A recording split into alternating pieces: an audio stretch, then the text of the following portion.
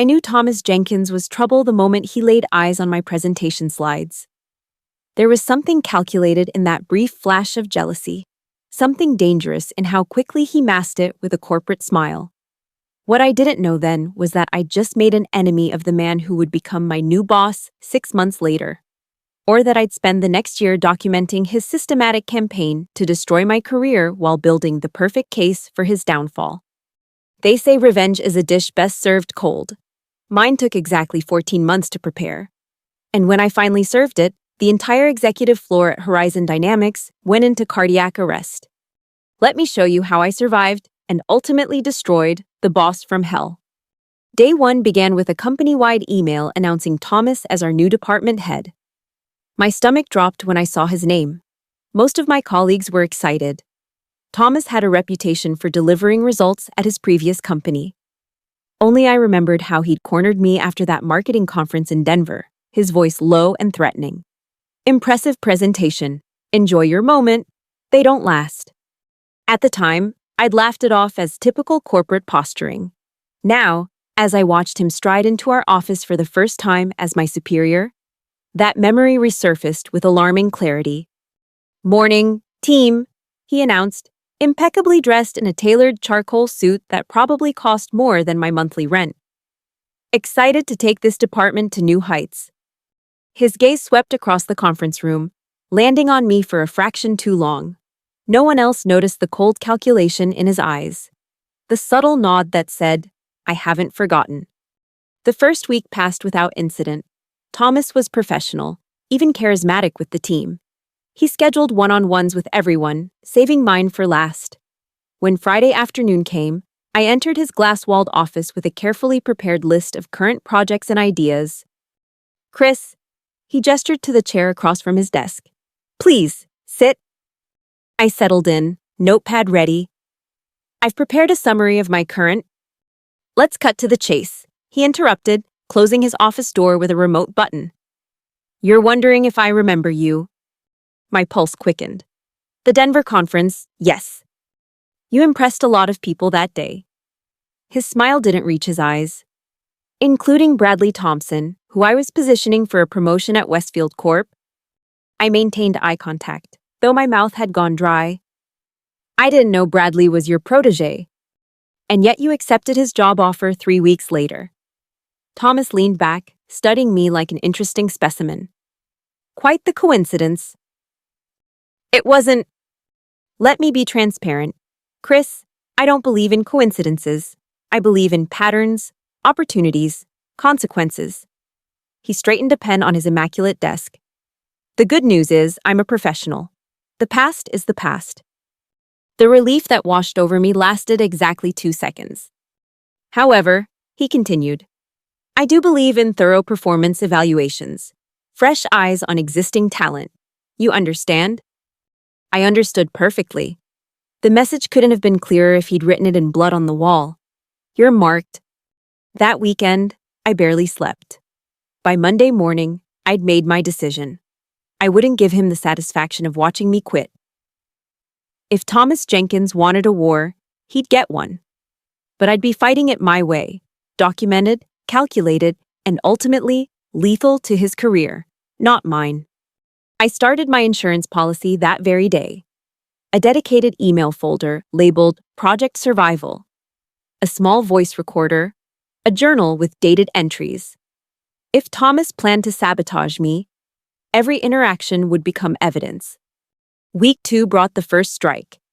Thomas reassigned my biggest client, a Fortune 500 company I'd personally brought in, to Ryan, a talented but inexperienced recent hire. "We need to diversify client relationships," Thomas explained during the team meeting. "Can't have knowledge silos." The rest of the team nodded along. It made perfect sense on paper. Only I noticed how Thomas watched for my reaction from the corner of his eye. I smiled pleasantly and congratulated Ryan. That night, I wrote a detailed email to myself documenting the change, including the client's 20% growth under my management and their explicit request to work with me during the last contract renewal. Day by day, the pattern emerged. My speaking slot at the quarterly review. Reassigned because the executive team requested someone with more technical background. The project I'd been developing for 6 months suddenly needed a fresh approach and was handed to Mia's team. The promotion I'd been all but promised by our previous manager, on hold pending performance evaluation. Each move was surgical, justifiable when viewed in isolation, devastating in aggregate. Within 2 months, I'd been effectively sidelined from any high-visibility work. "Is everything okay with Thomas?" my colleague Samantha whispered one day over coffee. "I've noticed he's pretty tough on you." I chose my words carefully. "Just high expectations, I guess." "Well, if you need someone to vent to." She let the offer hang in the air. I thanked her, but kept my concerns to myself. Office politics rule number 1. Trust no one completely. Not even allies. Especially not when they might repeat your words to curry favor with the boss. Instead, I focused on becoming indispensable to everyone except Thomas. I came in early, stayed late, offered help to colleagues drowning in work often created by Thomas's unrealistic deadlines. I built a network of internal goodwill while documenting every interaction with my vengeful boss. 3 months in, the stress began taking its toll. I lost weight, developed insomnia, jumped whenever my phone rang. Thomas had graduated from passive sabotage to active undermining, interrupting me during presentations, questioning my methodology in front of clients, forgetting to include me on crucial emails. The day he criticized my quarterly numbers in the executive meeting, numbers that were actually 18% above target but that he'd misrepresented in his slides, I nearly lost it. Only the small voice recorder in my pocket kept me from confronting him then and there. That night, I sat in my apartment surrounded by evidence, emails, recordings, journal entries, performance reviews. A solid case of targeted harassment, but not quite enough. Human resources would see it as a personality conflict, not systemic abuse.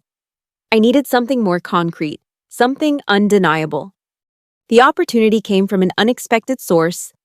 Lindsay from accounting stopped by my desk one afternoon, her expression troubled. "Chris, can I ask you something strange? Did you submit a request to change your direct deposit information last week?" My blood ran cold. "No, why?" She lowered her voice. "Someone submitted a form with your signature. I thought it looked off, so I wanted to check before processing it. I asked to see the form. The signature was close, very close, but not mine. The banking information would have sent my paycheck to an account I'd never heard of." "This is fraud," I said quietly. "Who submitted it?" Lindsay hesitated. "It came through Thomas's office. His assistant said you'd given it to him to expedite." That night, I added attempted financial fraud to my documentation. The next morning, I opened a case with both HR and corporate security, being careful to present it as a concerning mistake rather than an accusation. I requested camera footage of the finance department hallway be preserved, citing identity theft concerns. Thomas called me into his office within the hour. "Quite the commotion you're causing," he said, voice dangerously calm. "A simple clerical error, and you've involved half the corporate security team." I maintained an expression of innocent concern. "Someone tried to redirect my paycheck. Thomas, wouldn't you be worried?" My assistant made a mistake, filed the wrong form. His eyes never left mine. "Though I wonder why you immediately assumed something more sinister." "Just being cautious," I replied. "Identity theft is serious." "Indeed." He drummed his fingers on the desk. "Speaking of serious matters, I've been reviewing your performance these past months. I'm concerned about your fit with the direction we're taking the department." And there it was, the threat, barely veiled. "I'm putting you on a performance improvement plan, effective immediately. 90 days to demonstrate significant change, or we'll have to discuss separation." A PIP, the corporate equivalent of a death sentence.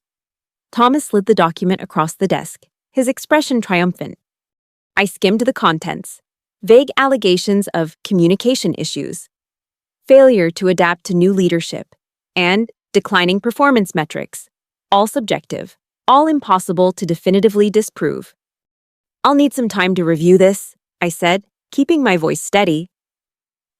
Of course, but I'll need it signed by tomorrow. He leaned forward. Between us, Chris, it might be easier to start looking elsewhere. I'm happy to provide a neutral reference. In other words, quit now, or I'll destroy your professional reputation.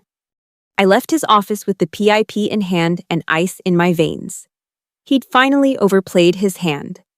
The timing, immediately after I'd reported the fraudulent bank form, was the mistake I'd been waiting for. That afternoon, I requested a meeting with Patricia, our no-nonsense HR director. I brought everything: the chronological evidence of systematic undermining, the suspicious reassignments, the misrepresented performance data, and now, the retaliatory PIP following my fraud report. Patricia listened without expression, occasionally making notes. When I finished, she asked only one question. Why didn't you come to me sooner? I wanted to believe it was just a difficult adjustment period. I lied. And honestly, I was afraid of exactly this, that any complaint would trigger a PIP. She nodded slowly. I'll need to investigate these allegations. In the meantime, this PIP is on hold. I left her office feeling the first glimmer of hope in months. But I wasn't naive. HR works for the company, not employees. If Thomas had allies in senior management, my evidence might disappear into a bureaucratic black hole. I needed insurance. That evening, I contacted an employment attorney and scheduled a consultation. The next day, I forwarded select emails to my personal account. Nothing confidential about clients, just the documented pattern of Thomas's behavior. For the next 2 weeks, an eerie calm settled over the office. Thomas was suddenly scrupulously professional with me, even cordial in team meetings. Had HR actually put him on notice, or was he simply regrouping for the next attack? I got my answer when Patricia called me back to her office. Her expression was grave. I've completed my initial review, she began. While I've found some concerning communication patterns, Thomas has provided context that complicates the picture. My stomach tightened. What context?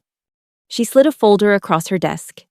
Inside was a damning collection, screenshots of emails I'd supposedly sent complaining about colleagues, performance metrics showing declining results in projects I'd touched, and most shockingly, a formal complaint from a client claiming I'd been unprofessional during a call. This is all fabricated, I said, my voice hollow. I never sent these emails. That client complaint, I wasn't even on that call. Thomas handled it personally. Patricia sighed. Chris, these are serious counter-allegations. The executive team wants this resolved without further disruption. Thomas has significant support upstairs. Translation: Thomas had friends in high places, and the company preferred a quick, quiet resolution, namely, my departure. We're prepared to offer a separation package, she continued. 3 months' salary, health benefits through the end of the year, and a neutral reference. The walls seemed to close in. This was checkmate. Thomas had manufactured evidence, and the company was choosing the path of least resistance. I need time to consider this, I managed. Of course, but we'll need your decision by Friday. I walked out of HR feeling like I'd been hit by a truck. Thomas had outmaneuvered me. He'd anticipated my documentation and created his own alternative narrative. It was my word against his. And he had seniority, connections, and apparently, the skills to forge electronic communications.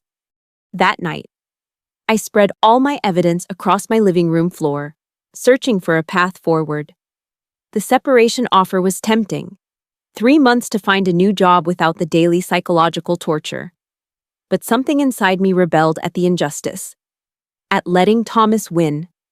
I was missing something, some angle, some piece of leverage. The revelation came at 3 a.m., after too much coffee and desperate brainstorming. I'd been playing defense, responding to Thomas's moves. It was time to change the game. The next morning, I requested a meeting with our Chief Information Officer, Vivian Clark. As the head of all things technological, she rarely dealt with mid-level marketing managers like me. But I'd worked on a digital transformation project with her team last year and had maintained a cordial relationship. This is unexpected, she said when I entered her office. What can I do for you, Chris? I need to report a potential data security breach, I said without preamble. Specifically, evidence that someone may be accessing and modifying internal communications. Her expression sharpened. Data security was her domain. And in our industry, breaches meant regulatory nightmares. I laid out the situation clinically. The emails in HR's folder that I'd never sent, the modified performance metrics, the client complaint from a call I hadn't participated in. These documents exist in our systems, but they've been altered or fabricated. Either someone has compromised our network security, or someone with administrative access is misusing their privileges. Vivian's face remained impassive, but her eyes grew increasingly focused. That's a serious allegation. It's why I came directly to you instead of IT support. If there's privileged access being abused, the normal escalation channels might not be secure. She studied me for a long moment. You realize an investigation will examine all parties involved, including your own access logs and activities. I nodded. I'm counting on it. That afternoon, my computer was taken by the information security team. Thomas's too. The official explanation was routine security auditing. But the tension in his face when the techs entered his office told me he knew something was wrong. For the next week, I worked from a loaner laptop with limited access, documenting everything with renewed diligence. Thomas was uncharacteristically absent in strategic planning meetings, according to his calendar. On day 8 of the investigation, Vivian called me back to her office. Her expression was unreadable as I took a seat. Our security audit has been illuminating, she began. We found several concerning irregularities. My heart pounded. This was the moment everything hinged on. Someone accessed your email account multiple times using administrative credentials. The same credentials were used to modify timestamps on several documents and to create backdated communications. I forced myself to breathe normally. Can you identify who? The credentials belonged to an IT administrator who left the company 3 months ago. However, the access points trace back to a specific IP address. She met my eyes directly. Thomas Jenkins's company laptop and home network. The relief that flooded through me was almost dizzying. So the emails in my HR file, fabricated or altered, yes. As were the client complaint documentation and several performance metrics. She tapped a folder on her desk. We've provided our findings to legal and the executive team. I thought you should know that Thomas has been placed on administrative leave pending a full investigation. 2 days later, the company's general counsel and CEO called me to a meeting. Thomas's office had been emptied over the weekend. The explanation given to the team was that he had decided to pursue other opportunities, the corporate equivalent of being thrown under the bus. We owe you an apology, the CEO said, looking genuinely disturbed. What happened here represents a fundamental failure of our leadership and safeguards. The general counsel slid a document across the table. We've prepared a retention agreement we hope you'll consider, increased compensation, accelerated promotion timeline, and certain assurances regarding future leadership structure in your department. In other words, please don't sue us, and we'll make it worth your while to stay quiet. I reviewed the document carefully. The terms were generous, very generous. But more satisfying was the knowledge that somewhere, Thomas Jenkins was watching his career implode, just as he'd planned for mine. I'll need time to review this with my attorney, I said, enjoying the flicker of concern that crossed the CEO's face at the word attorney. In the end, I accepted their offer with a few additional terms of my own. A formal apology to the team members whose work had been disrupted, a comprehensive review of security protocols, and a company-wide recommitment to anti-harassment policies. Thomas, I later heard, had been quietly blacklisted throughout the industry. The official story involved ethical violations, but whispers of data manipulation and targeted harassment followed him like a shadow. 1 year later, I sat in what had once been Thomas's office, now mine after my promotion to department director.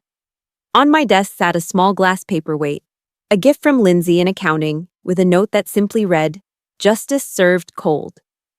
The revenge Thomas had planned became the instrument of his destruction. The career he'd tried to ruin had instead flourished. The lesson was clear. In the corporate jungle, patience and documentation were more powerful weapons than any act of sabotage. I keep that paperweight visible during every interview I conduct, every performance review I deliver. A reminder that power corrupts, but evidence endures. They say success is the best revenge. I disagree. Success combined with your enemy's self-inflicted downfall, that's the perfect recipe. Thomas Jenkins taught me that, though not in the way he intended. So let this be a guide for anyone facing their own revenge boss. Document everything, build allies everywhere, and wait for the perfect moment to change the game. Your tormentor has a weakness. Find it. When they overreach, and they always do, be ready. Just make sure you're recording when it happens. The morning after Thomas was escorted from the building, I found Samantha waiting by my desk, coffee in hand and questions in her eyes. "So," she said, offering me the cup, "want to tell me what really happened?" I smiled, accepting the peace offering. "Let's just say our former boss learned an important lesson about digital footprints." She raised an eyebrow. "And revenge?" "Not revenge," I corrected her. "Justice. There's a difference." The distinction mattered to me. Revenge would have been sabotaging Thomas's projects, spreading rumors, or undermining him the way he'd tried to destroy me. What I'd done was simply ensure that his own actions came to light. The system had worked, eventually. The truth had prevailed.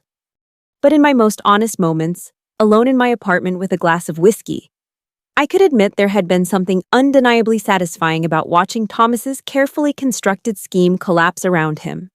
Was that feeling revenge? Perhaps. Or perhaps just the natural relief of surviving a predator. The weeks following Thomas's departure brought a strange sense of decompression to the department. People smiled more, collaborated more freely. The constant undercurrent of tension had vanished, leaving space for creativity and genuine teamwork. "It's like we've all been holding our breath for months," Mia commented during a project meeting. "I didn't even realize how stressed everyone was until suddenly we weren't." She wasn't wrong. Thomas had created an atmosphere of competition and fear that had affected everyone, not just his targeted victims like me. His absence revealed just how toxic his leadership had been. As I settled into my new role, I made deliberate choices to establish a different kind of leadership. Transparency became my watchword. I shared information freely, credited team members publicly for their contributions, and instituted an open-door policy that I actually honored. "You're nothing like Thomas," Ryan told me after I'd helped him rescue a presentation that had gone sideways. "He would have thrown me under the bus for this mistake." "That's because Thomas was playing a zero-sum game," I explained. "He believed someone else's success diminished his own. I don't operate that way." 6 months into my tenure as director, we landed the biggest client in the company's history, a global technology firm whose business would increase our department's revenue by nearly 40%. The celebration was appropriately epic, with the CEO making a rare appearance in our section of the building to congratulate the team personally. "Remarkable turnaround," he commented privately to me as the champagne flowed. "When we had our situation last year, I wasn't sure this department would recover." "The talent was always here," I replied. "It just needed the right conditions to flourish." He studied me with new interest. "You know, there's an SVP position opening up next quarter. Strategic initiatives. You should consider applying." The irony wasn't lost on me. Thomas had tried to destroy my career, and instead had inadvertently cleared a path for my acceleration. Sometimes the universe has a sense of humor. That night, as I updated my now sporadic journal, a notification pinged on my laptop. A LinkedIn connection request. From Bradley Thompson, Thomas's former protege from Westfield Corp. Curious, I accepted and immediately received a message. "Heard great things about what you're doing at Horizon. Thomas reached out to me recently, looking for work. Thought you should know he's trying to rebrand himself in the industry. Coffee sometime?" I stared at the message for a long time, emotions churning. Thomas was attempting a comeback. Part of me, a small vindictive part I wasn't entirely proud of, wanted to ensure he never worked in our industry again. To reach out to Bradley and reinforce the blacklisting, but another part recognized that continued engagement with Thomas, even as an adversary, would only keep him present in my life. The true victory wasn't in ensuring his perpetual punishment, but in moving forward while he remained trapped in the past. I replied simply, "Coffee sounds great. Next week?" The meeting with Bradley proved enlightening. As we settled into a corner table at an upscale cafe, he got straight to the point. "Thomas is desperate," he said, stirring his latte absently. "He's been trying to leverage our old connection, but the rumors about what happened at Horizon have followed him. No one's touching him." "What exactly is he saying?" I asked, more curious than concerned. Bradley grimaced. "That he was set up, that you manipulated evidence to frame him because he was holding you accountable for poor performance." He shook his head. "Classic Thomas, really. Always someone else's fault." I felt a flicker of anger, quickly replaced by something like pity. Thomas hadn't learned anything from his downfall. He was still playing the same games, still unable to see his own responsibility. "Are you worried?" Bradley asked, studying my reaction. I considered the question. "No," I said finally. "The evidence against him isn't something I manufactured. It's digital forensics performed by our information security team and verified by external auditors. His story won't hold up to scrutiny." Bradley nodded. "That's what I figured. But I thought you should know he's out there, spinning narratives." "I appreciate the heads up, but honestly, I've moved on. Thomas is the past." As I walked back to the office, I reflected on how true those words were. The obsessive documentation, the constant vigilance, the strategic planning to counter Thomas's attacks, all that energy was now channeled into building something positive. Leading my team, growing our business, developing my career. The revenge boss had inadvertently taught me valuable lessons: how to recognize manipulation, how to build a bulletproof case, how to maintain professional composure under extreme pressure. In trying to destroy me, he had instead forged me into someone stronger and more capable. 3 weeks later, I submitted my application for the Strategic Initiatives SVP role. The interview process was rigorous: 5 rounds with increasingly senior executives, a presentation to the board, and a final one-on-one with the CEO. "I have one concern," the CEO said during that final meeting. "The situation with Thomas last year, how do I know you won't bring that same intensity to conflicts at the executive level?" It was a fair question. I chose my words carefully. What happened with Thomas was extraordinary because his behavior was extraordinary. I don't approach professional relationships looking for enemies or plotting defenses. But when someone demonstrates a clear intent to harm, I believe in protecting myself and others appropriately. I leaned forward slightly. More importantly, the experience taught me how crucial psychological safety is to a high-performing team. As SVP, creating that environment would be one of my highest priorities. He nodded slowly. "And if you encountered another Thomas?" I'd address the behavior directly and early through proper channels. Documentation would begin immediately. But so would attempts at resolution. Escalation would be a last resort, not a first instinct. 2 days later, I received the offer. At 34, I would be the youngest senior vice president in the company's history.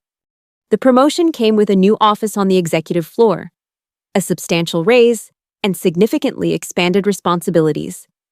It also came with a seat at the leadership table where decisions affecting thousands of employees would be made. As I packed up my belongings from the department director's office, Thomas's old space, I found the glass paperweight Lindsay had given me. Justice served cold. I turned it over in my hand, considering whether to bring this small trophy to my new office. In the end, I left it on the desk for my successor with a note: "Lead with integrity. The rest follows naturally." My first executive team meeting was scheduled for Monday morning. As I reviewed the agenda the night before, one item caught my attention: external security audit findings.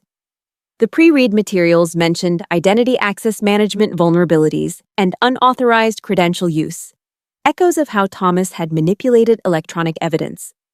I made a note to pay particular attention to that discussion. If there were systemic weaknesses that had enabled Thomas's sabotage, addressing them would ensure no one else could exploit the same pathways.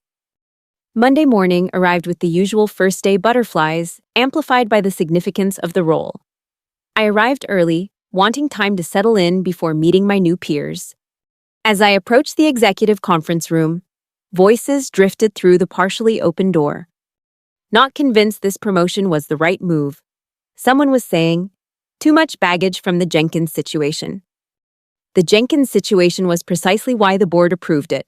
Another voice countered, shows backbone, strategic thinking, exactly what we need in this role. I paused, momentarily unsure whether to enter or wait. The conversation continued, unaware of my presence. Still, the optics are concerning. Goes from being Jenkins's target to SVP in what, 18 months? People will talk. People always talk. Results silence rumors, and the results speak for themselves. I took a deep breath and pushed the door open. The conversation cut off abruptly as 5 executives turned to look at me. The CEO recovered first, rising with a welcoming smile. Chris, right on time. We were just discussing the security audit findings. Your experience will be particularly valuable for this conversation. The slight emphasis on experience told me he was well aware of what I'd overheard. His smooth redirection was both a professional courtesy and a message. This is how we handle things at this level. I took the empty seat, nodding professionally to each executive in turn. Happy to contribute whatever insights I can. The meeting proceeded efficiently through operational updates and strategic discussions. When we reached the security audit, the CIO, Vivian Clark, who had helped uncover Thomas's manipulations, took the lead. The external auditors identified several concerning vulnerabilities in our identity management systems, she began. Most critically, improper deprovisioning of administrator credentials when IT staff depart the company. My ears perked up. This was exactly how Thomas had accessed my email and other systems, using credentials from a departed IT admin. Their recommendation is a complete overhaul of our access management protocols, with quarterly security audits and immediate deprovisioning upon employee departure. Vivian glanced my way. We have a case study that demonstrates exactly why this is necessary. The CEO nodded. I think we're all familiar with the case study. The question is budget and timeline. What followed was a detailed discussion of implementation costs, resource allocation, and priority sequencing, the nuts and bolts of executive decision-making. I contributed where appropriate, particularly on the potential impact to various departments. As the meeting concluded, the CEO asked me to stay behind. When the room cleared, he turned to me with a frank expression. You heard Barnes's concerns before you came in. It wasn't a question, but I nodded anyway. Martin comes from the old school, climbed the ladder rung by rung over 30 years, suspicious of meteoric rises. He studied me thoughtfully. The board and I disagree with him. Your handling of the Jenkins situation demonstrated exactly the qualities we need in leadership. But you should know the sentiment exists. I appreciate the transparency, I said. And I understand the concern. My focus will be on delivering results that justify your confidence. He smiled slightly. That's exactly the response I expected. Welcome to the executive team, Chris. In the months that followed, I immersed myself in learning the broader business, building relationships with my new peers, and establishing my leadership approach. The work was challenging but fulfilling. Strategic decisions with far-reaching implications, opportunities to mentor promising talent, and a genuine sense that my contributions mattered. Occasionally, Thomas Jenkins would cross my mind, usually triggered by some small reminder, a particular phrase in an email, a presentation technique he'd favored, the specific brand of pen he'd always used. Each time, I noticed the emotional charge diminishing. He was becoming a footnote in my story rather than a defining chapter. Until the day his name appeared in my email inbox. The subject line was simple: meeting request. The sender was Thomas Jenkins, New Horizon Consulting, com. My finger hovered over the delete button, but curiosity won out. I opened the message. Chris, I'm sure you're surprised to hear from me. I've started my own consulting practice and am working with several companies in the industry. I'd like to meet to clear the air between us and discuss potential collaboration opportunities. Despite our past difficulties, I've always respected your strategic thinking. Please consider meeting for coffee next week. Thomas. I read the email 3 times, analyzing every word. The tone was carefully neutral, professional even. No hint of the animosity that had defined our previous relationship. But something about it felt off. The casual mention of past difficulties as if we'd had a minor disagreement, rather than a systematic campaign of professional sabotage. More tellingly, why would Thomas think I would ever agree to work with him in any capacity? The request made no logical sense unless he wanted something else entirely. Information, access, perhaps even revenge of his own. I closed the email without responding and pulled up the security protocols for external communications. New Horizon Consulting was not on our approved vendor list, which meant Thomas's email should have been flagged by our systems. The fact that it had reached my inbox indicated either a security oversight or something more concerning. I forwarded the email to Vivian with a brief note. Received this directly from Thomas Jenkins. Should have been caught by external filters. Worth investigating? Her response came within minutes. Coming to your office now. Vivian arrived looking troubled. This shouldn't have happened. Jenkins isn't just not on the approved list. He's on the explicit block list after the previous incident. So how did the email get through? She frowned. That's what concerns me.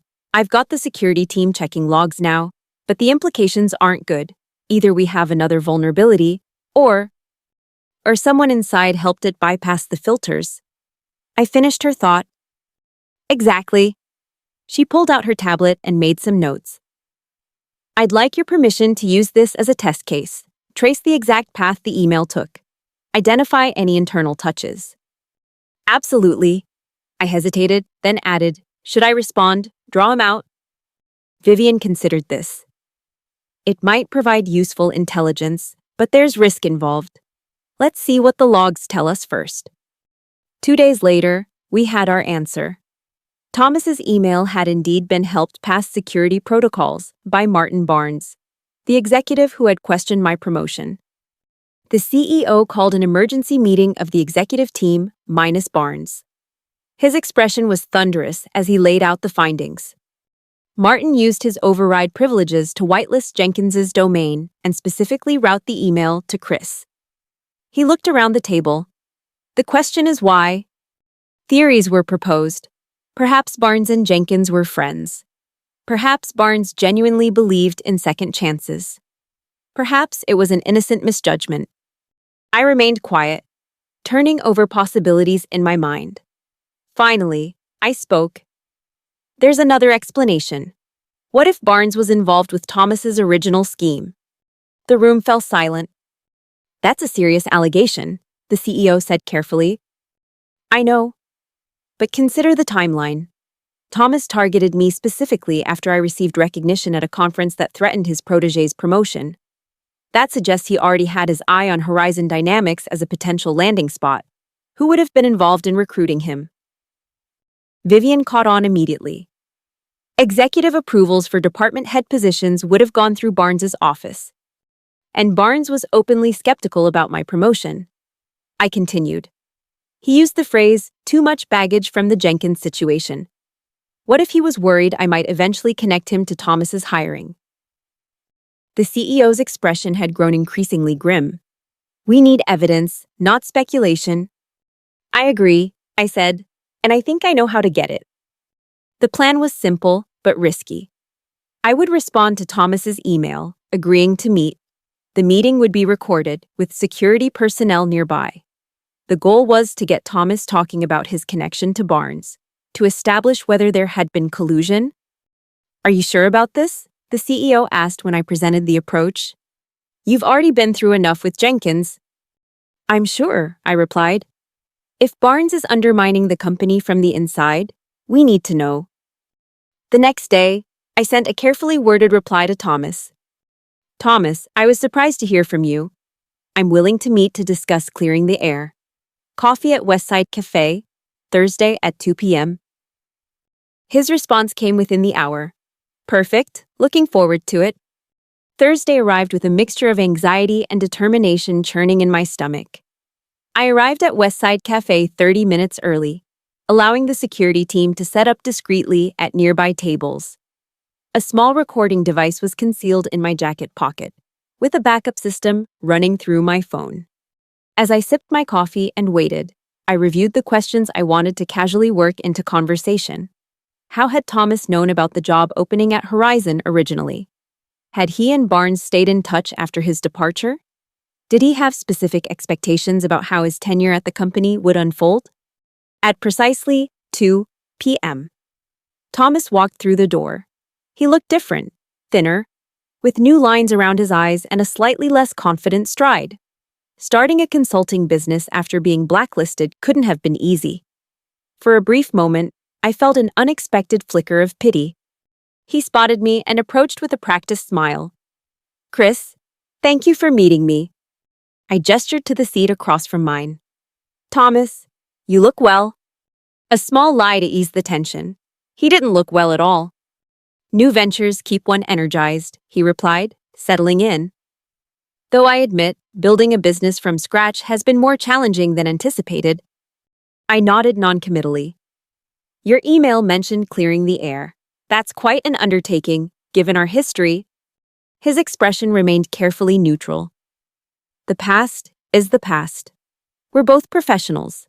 I thought it might be beneficial to establish a more productive relationship moving forward. Productive how, exactly? I kept my tone curious rather than confrontational. Thomas leaned forward slightly. I've been following Horizon's success from a distance. Your promotion to SVP was well-deserved. The compliment felt hollow, but I nodded in acknowledgement. My consulting practice focuses on strategic growth for mid-sized tech companies, he continued. Several of my clients have expressed interest in Horizon services. I thought perhaps we could discuss potential partnerships. It was a plausible enough cover story, but something in his delivery felt rehearsed. I decided to probe deeper. Interesting proposition, though I have to wonder, why approach me directly? Given what happened, wouldn't the official channels make more sense? A flicker of something, irritation, anxiety, crossed his face before he smoothed it away. Official channels can be restrictive. I thought a direct conversation might be more productive. Restrictive how? He hesitated just long enough to be noticeable. Let's just say I've had difficulty getting my communications through to decision-makers at Horizon. Yet somehow your email reached me, I observed, curious, given our security protocols. His eyes narrowed slightly. Perhaps someone recognized the potential value of the connection. Someone like Martin Barnes, I asked, watching closely for his reaction. The momentary widening of his eyes told me everything I needed to know. He recovered quickly, but the damage was done. Martin, the finance VP? He attempted a puzzled expression. I don't believe I know him well. Interesting. Because he seems to know you well enough to personally override security protocols to ensure your email reached me. Thomas's facade began to crack. He glanced around the cafe, suddenly wary. This meeting was a mistake. Why? I pressed. If your intentions are as straightforward as you claim, what's the problem? He leaned in, voice dropping. Look, I don't know what game you're playing, but I came here in good faith. Did you? I matched his posture, my own voice equally low. Because from where I'm sitting, this looks like another manipulation, another scheme.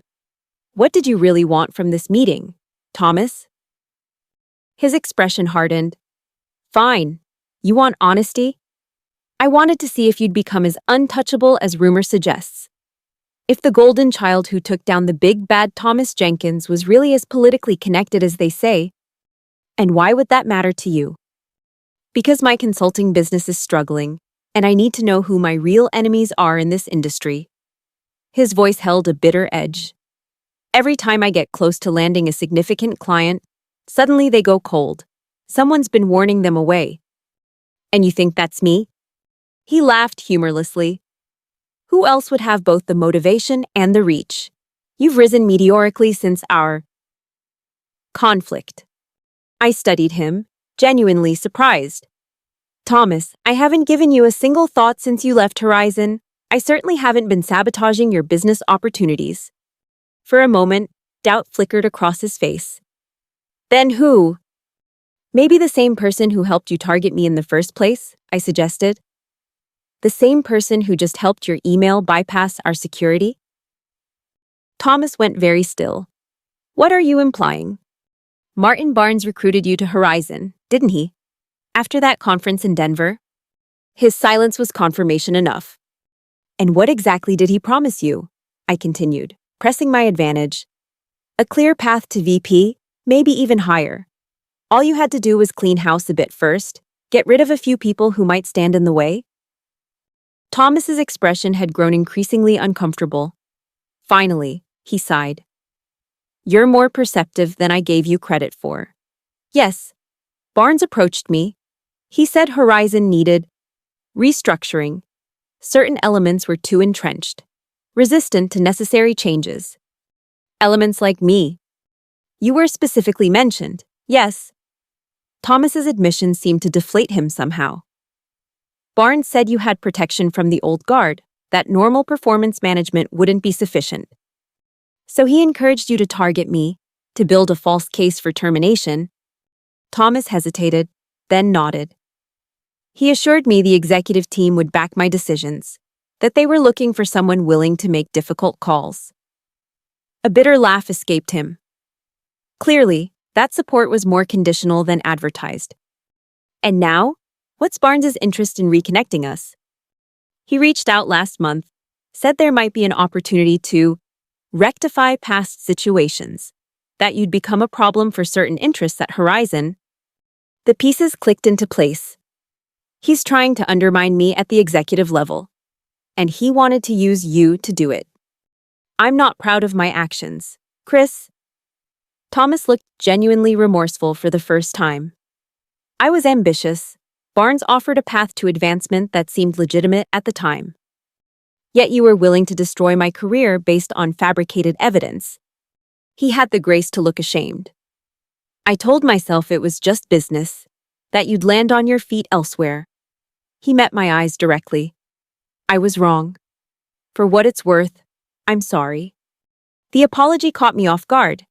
It wasn't what I'd expected from this meeting, nor was it why I'd agreed to come. But the sincerity in his voice was unmistakable. Your apology doesn't undo the damage, I said finally. The sleepless nights, the stress, the constant fear. I know. He hesitated, then reached into his jacket. Which is why I brought these. He slid a USB drive across the table. Emails between Barnes and me, planning sessions, strategy discussions, everything from before my hiring through my departure. I stared at the drive, suspicious. Why would you give me this? Because Barnes promised me a soft landing if things went south at Horizon.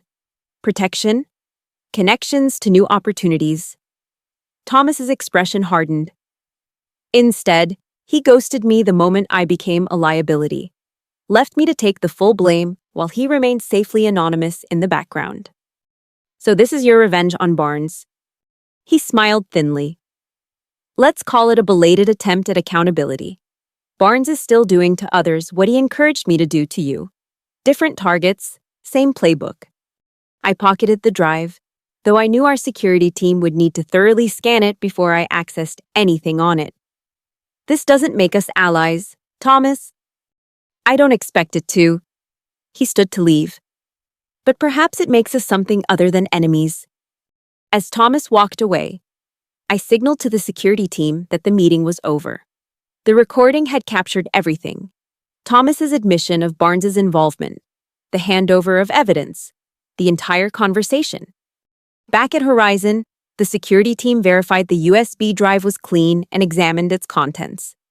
The emails were damning, Explicit instructions from Barnes to Thomas about targeting specific employees, strategies for manufacturing performance issues, and promises of executive protection.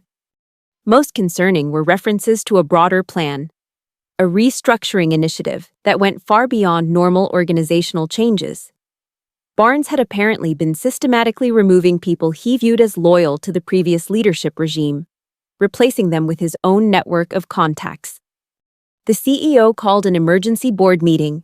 The evidence against Barnes was presented, along with the recording of my conversation with Thomas.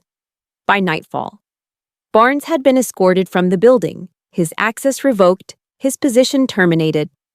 In the aftermath, we discovered the extent of his machinations. At least 6 other employees had been targeted in ways similar to my experience, though none as aggressively. Barnes had been positioning himself for a play at the CEO role, eliminating anyone he perceived as competition or as loyal to the current leadership. The following Monday, the CEO called me into his office. "Quite the investigation you've conducted," he said, gesturing for me to sit.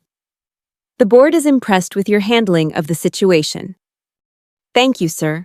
Though I can't take all the credit, Thomas Jenkins provided the key evidence." The CEO's expression turned thoughtful. "Yes, about Jenkins. The board has been discussing his role in all this." His role? While Barnes was clearly the architect, Jenkins was a willing executor. His actions caused real harm to you and others. He leaned forward. "However, his cooperation has been valuable. The question is, what should happen now?"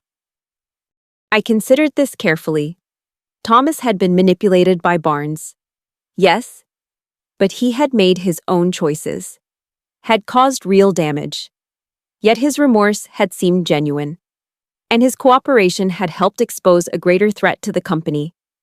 "I think," I said slowly, "that people deserve the opportunity to learn from their mistakes, to demonstrate they've changed." The CEO nodded.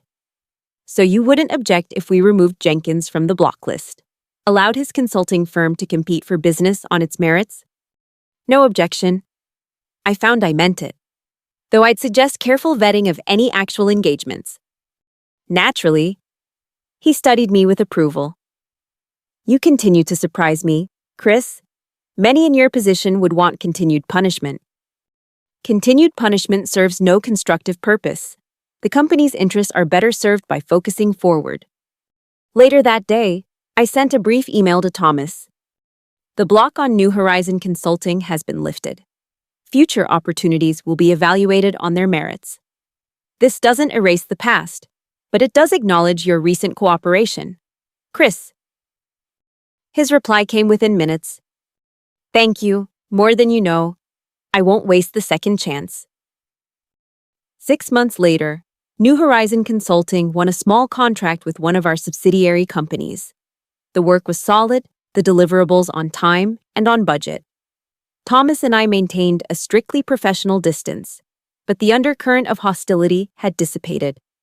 In its place was something like mutual respect, born not from friendship or even forgiveness, but from a shared understanding of how easily power can corrupt and how important accountability remains. The paperweight Lindsay had given me, justice served cold, now sits on my desk at home rather than my office. A private reminder rather than a public trophy, because in the end, the most important lesson from the entire Thomas Jenkins saga wasn't about revenge at all. It was about survival, about documentation and strategy and patience, about recognizing that sometimes the greatest victory isn't destroying your enemy, but transcending the very dynamic that made them your enemy in the first place. My new executive office features a different desk ornament, a small balance scale, perfectly centered, justice and mercy in equilibrium, power and responsibility aligned. Thomas Jenkins tried to destroy my career and instead catalyzed its meteoric rise. Martin Barnes attempted to manipulate us both and lost everything in the process. And I learned that surviving a revenge boss isn't just about outlasting them. It's about refusing to become them when you succeed.